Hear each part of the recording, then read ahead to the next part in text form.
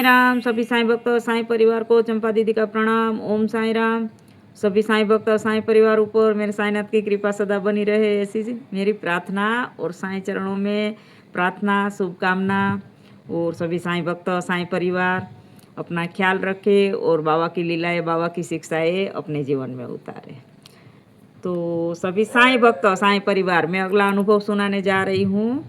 Please ध्यान से सुने और मेरा वीडियो पसंद आता है तो ज़्यादा से ज़्यादा कमेंट कीजिए, शेयर कीजिए, सब्सक्राइब कीजिए और भक्त के पास वीडियो पहुंचाए प्लीज़। तो बात करूंगी मैं चंडीगढ़ की। चंडीगढ़ में 2012 में हम आर्मी क्वार्टर में रहते थे और वहाँ से मेरे पति देव को दिल्ली कुछ ही दिन के लिए भेजा गया, 10-15 दिन के लिए ड्यूटी के लिए। और अनुभव सुनाने से पहले कहूँगी कि बाबा हर मिनट हर पल हमारे साथ है और कभी कोई भूत प्रेत काली छाया आती है तो बाबा देखो भक्तों की कैसे रक्षा करते हैं, कैसे वहाँ पहुँचते हैं। भले मैं घर में एक ही मानती हूँ, एक ही पूजा कर रही हूँ, लेकिन पूरे परिवार की वो रक्षा करते हैं। हर घर में कहीं भी एक भक्त होगा ना, साईं भक्त हो, वो पूरा उनके परिवार की बाबा की जिम्मेवारी है। ऐसे बाबा संभालते हैं कि बाबा का धन्यवाद कैसे करें, इतना बाबा ध्यान रखते हैं। और हमारे साथ भी कुछ ऐसे ही हुआ और आप सुनते जाइए, बहुत मज़ा आएगा। तो मेरे पति देव दिल्ली गए 10-15 दिन के लिए, एक्सरसाइज कुछ था, टीडी या एक्सरसाइज कुछ, और 15 दिन के लिए बोल के गए थे। और उस टाइम कुछ 10-15 दिन रुकना था तो अपना बिस्तर लेके चले गए। और मेरे पास उस टाइम बड़ा मोबाइल नहीं था, ब्लैक एंड वाइट छोटा मोबाइल था और उनके पास भी छोटा मोबाइल था। और वो गए और वहाँ उन्होंने जंगल में अपना टेंट लगाया और वहीं रुके। अब देखो वैलेंटाइन डे का टाइम था और उसी दिन वैलेंटाइन डे के दिन इसके पापा शाम को, बहुत फौजी थे और सारे कोई अपने अपने घर में सब फ़ोन कर रहे थे, कोई कहीं फ़ोन कर रहे, कोई कहीं बातों में लगे हैं।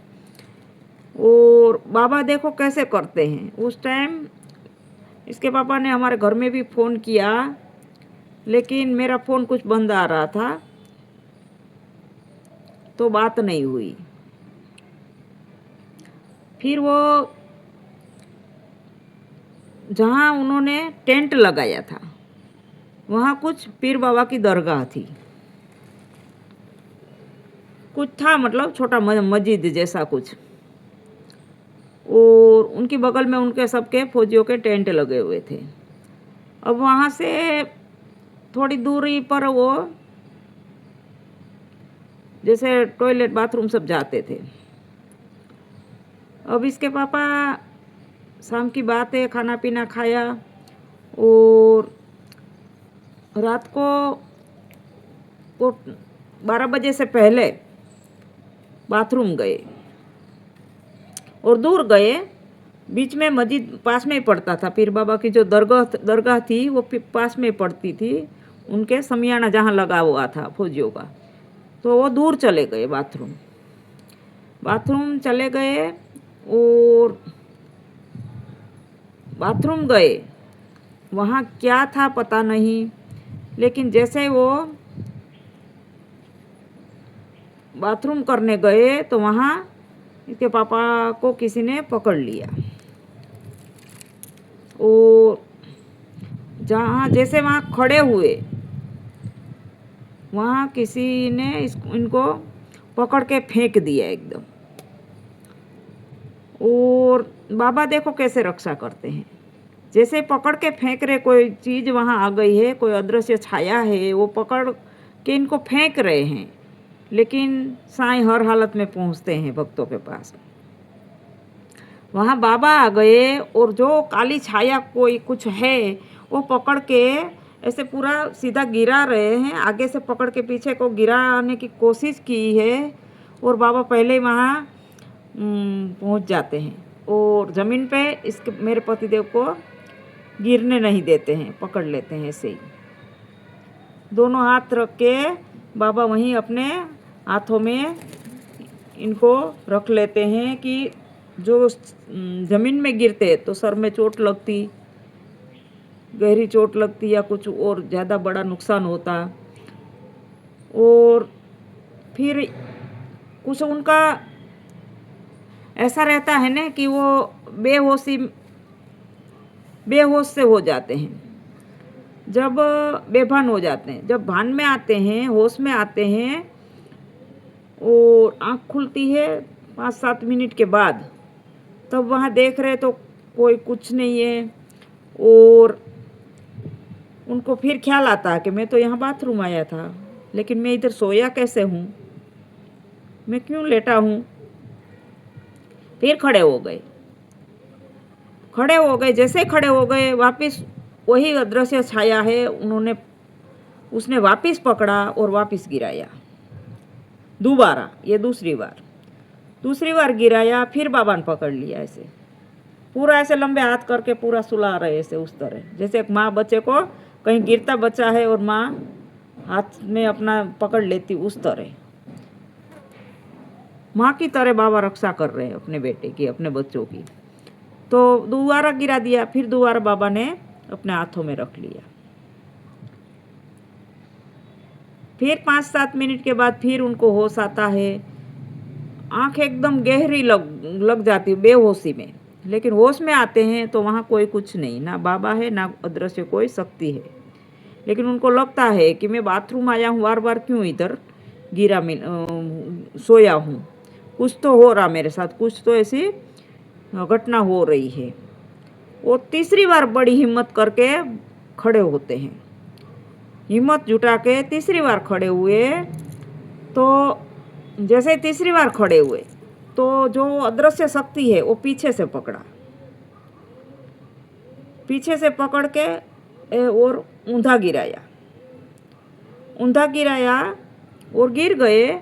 तभी बाबा ने बहुत रक्षा करी, वहाँ भी बाबा ने अपना सहारा दिया अपने हाथों का और बहुत रक्षा करी बाबा ने। लेकिन उस टाइम फिर थोड़ा लगी थी चोट, हल्का थोड़ा सा चोट हाथ में लगी और थोड़ा सा यहाँ आँख के पास लगी, और 10-15 मिनट पड़े रहे वहाँ। उसके बाद वहाँ से खड़े हुए और खड़े होने के बाद वहाँ बाथरूम नहीं किया और तुरंत भागे बहुत बुरी तरह दौड़ के, और जहाँ अपना समियाना फौजियों का टेंट लगा हुआ था, बिस्तर लगे हुए थे, सबके रुके थे सब, वहीं वापस आ गए एकदम दौड़ के। तो और बाकी फौजियों को बात बताई कि मैं बाथरूम गया था, लेकिन वहाँ कोई ऐसी शक्ति है कि मुझे बाथरूम नहीं करने दिया और पकड़ के मुझे 3 बार गिराया।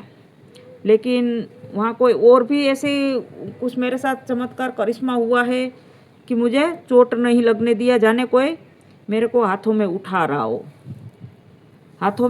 उस तरह मेरे साथ होता था।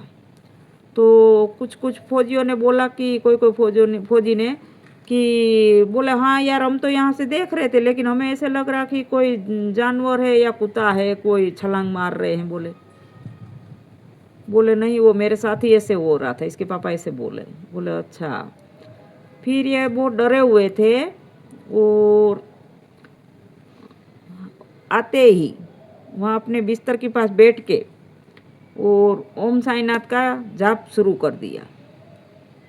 ओम साईनाथाय नमः, ओम साईनाथाय नमः, ओम साईनाथाय नमः। ऐसे करते काफ़ी टाइम हो गया। उनको बहुत डरे हुए थे और वहाँ बेहोश हो जाते थे उतना। फिर इधर होश में आए तब बहुत डर गए थे। तो पूरा शरीर कांप रहा था।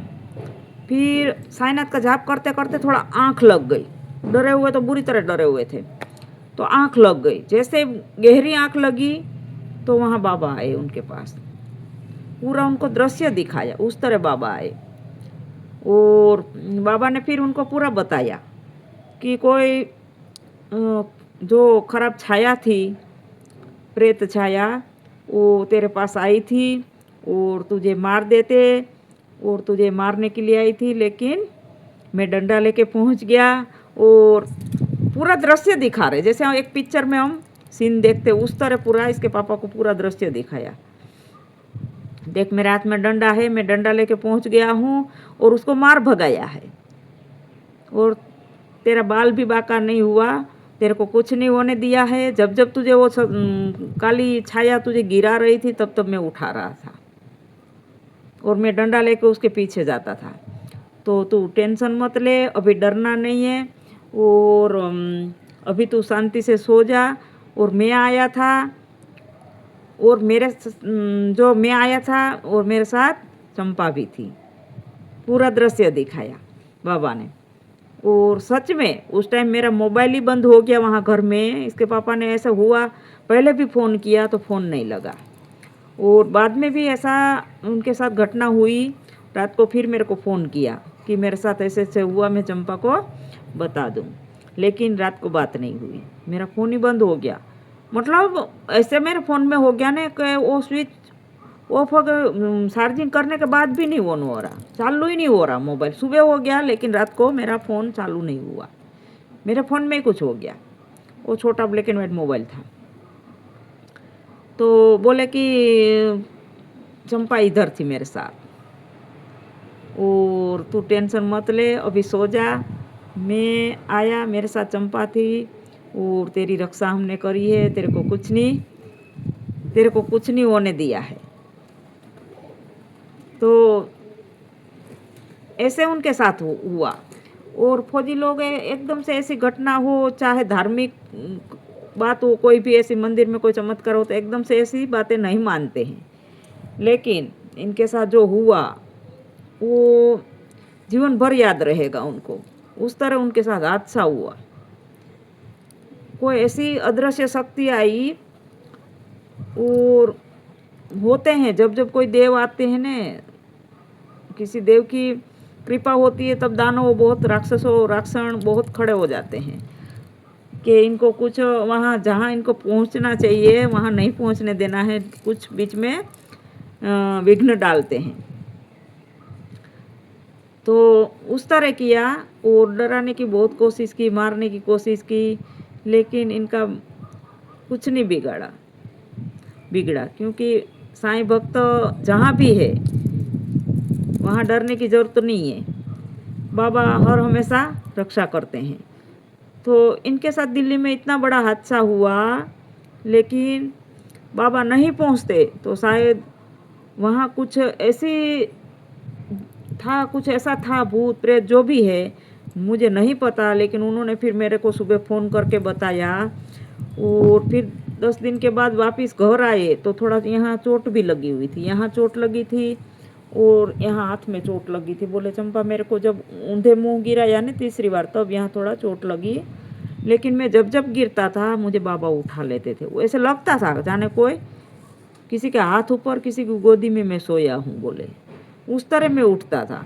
मेरे को जो कोई पकड़ के फेंकता था वो मुझे महसूस होता था कि मुझे कोई पकड़ के फेंक रहे। उस टाइम में इतना ही होता था। फिर गिरने के बाद मुझे जैसे मुझे धक्का दिया, उस टाइम पता नहीं, फिर गिर जाता था, लेकिन उस टाइम मुझे ऐसे लगता था कि मैं गिरा नहीं, मैं किसी की गोदी में सोया हूँ, किसी का हाथ है मेरे नीचे। ऐसा उन्होंने अनुभव किया और मेरे को पूरा बताया कि चंपा कोई है कि नहीं है, लेकिन बाबा है। और बाबा हर जगह भक्त की रक्षा करने के लिए हमेशा पहले पहुंच जाते हैं।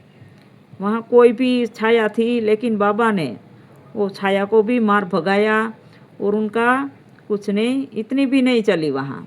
नुकसान तो बहुत कुछ हो जाता, लेकिन बाबा नहीं होते तो बाबा टाइम पर पहुँच गए और मेरे पति की रक्षा करी। तो ऐसे हैं हमारे साईं भक्तों, हमारे साईं भक्तों, हमारे बाबा ऐसे हैं दयालु कृपालु। हमारी दुआ में, हमारी प्रार्थना में देरी है बाबा की, बाबा को आने में बिल्कुल देरी नहीं है, वो तुरंत पहुंचता है। और एक बार बाबा आ गए कोई भी साईं भक्तों के जीवन में, तो उनकी किस्मत खुल गई, उनका नसीब खुल गया समझो। क्योंकि बाबा जब भक्तों का, अपने बच्चों का हाथ थाम लेते हैं, तो हम चाहे कितना ही भटक जाए, कितना ही भूल जाए, कितना ही कुछ वो हो जाए, लेकिन बाबा हमारा हाथ कभी नहीं छोड़ते हैं। वो पल पल, मिनट मिनट हमारे साथ, हमारे पास खड़े रहते हैं।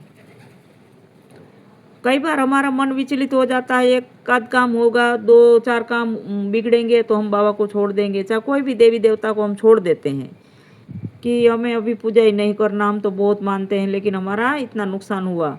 तो बाबा ऐसे नहीं, हम छोड़ भी देंगे तो तब भी बाबा पकड़ के रखते हैं, अपना हाथ भक्तों के सर पे रखते हैं। और अभी भी भक्तों को कहते हैं कि अभी भी समय है, तो आजा मेरी चरण में, तेरा मैं हित काय करूँगा, ये अहित नहीं होने दूंगा। तो ऐसे हैं हमारे साईं भक्त, ऐसे हैं हमारे साईंनाथ, साईं भक्त, साईं परिवार। मेरा वीडियो ज़रूर देखें, सुने और हर भक्त के पास शेयर करें। तो मेरा अनुभव आपको कैसा लगता है प्लीज़ कमेंट करके बताइए। ओम साईं राम, सबका मालिक है।